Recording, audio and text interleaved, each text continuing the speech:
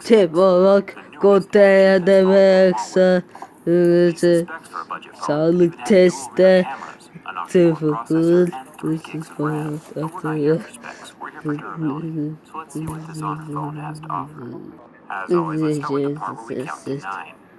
also called the scratch test. Each of my Mohs picks have a different tip that gradually increases in hardness. I start off with the level 2 pick and saw that it was leaving a mark on the screen, which is incredible and unheard of. The included screen protector almost fooled me. It does make you wonder why they included a screen protector. Are they worried about the glass underneath? After removing the screen protector and restarting the scratch test on the actual surface of the phone, I see that levels 4, 5, 6, and 7 all left a mark. And now we see the reason for the screen protector. The glass underneath is not scratch resistant. Now these scratches could be caused by a few things: soft glass, imperfections in the glass, or some kind of weird residue on the screen. Everyday objects are able to leave a mark as well. My tweezers left a pretty decent groove, and my razor blade also left a mark. Neither of the marks could be rubbed off with a cloth, and neither the tweezers nor the razor would leave a mark on a normal tempered glass screen, since most of the phones I test these days do scratch at level 6. Another weird thing about this glass is when I peeled off the sticker with my numbers on it, it did not come clean off of the phone.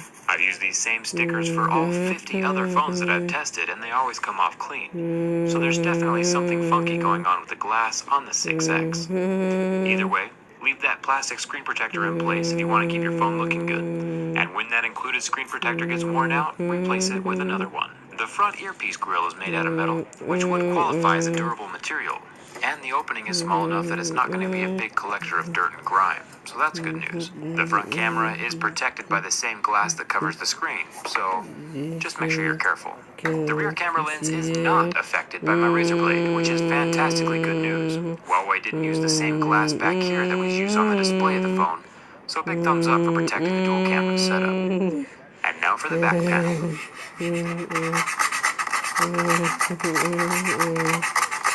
If it's cold like metal and screeches like metal, we can safely assume that it's metal. Now, a lot of people think that my name is Jerry, which I can totally see why they would think that, since my YouTube channel is called Jerry Rig Everything. My real name is Zach, though, and that's why my Instagram and Twitter handle is Zach's Jerry Rig. It combines both my real name and my YouTube channel name. See what I did there? The sides of the phone are also made from metal. Even the SIM card tray is metal, so that's definitely a plus. When we get to the top of the phone, we see some plastic come into the build. That's mostly fine with a budget phone like this. You can see the silver and black color differences. Plastic will probably provide a bit more give and cushion for the screen during a drop, more than metal would anyway. So as far as durability goes, it's still okay. I'm mostly just happy that it has a headphone jack. The more useful features a phone has, the better. It has a micro USB charging port at the bottom of the phone, and the base of the phone is also made of plastic, same as the top.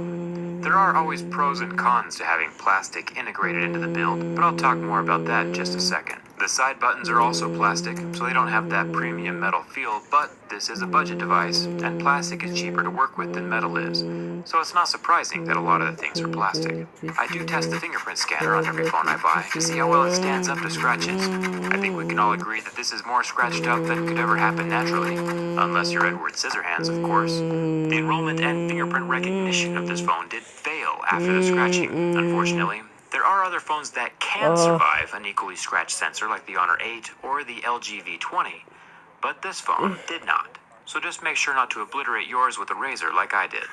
The Honor 6X lasted 12 seconds under the flame before turning black. We can tell this screen is an IPS display because of that color change. AMOLED screens turn white and usually don't recover. Kind of fun. The phone is completely cool to the touch within seconds of the heat being removed from the screen, and it still functions just like normal. And now it's time for the bin test. I've tested about 50 different phones on my YouTube channel. I agree, it's a slightly strange hobby. I've only had 5 of these 50 phones catastrophically fail. Most phones are pretty well built, budget phones included among the flagships. But this phone in particular doesn't quite make it. The exterior glass doesn't look too bad. It's more the LCD under the glass that cracked and shattered. That's the unfortunate part.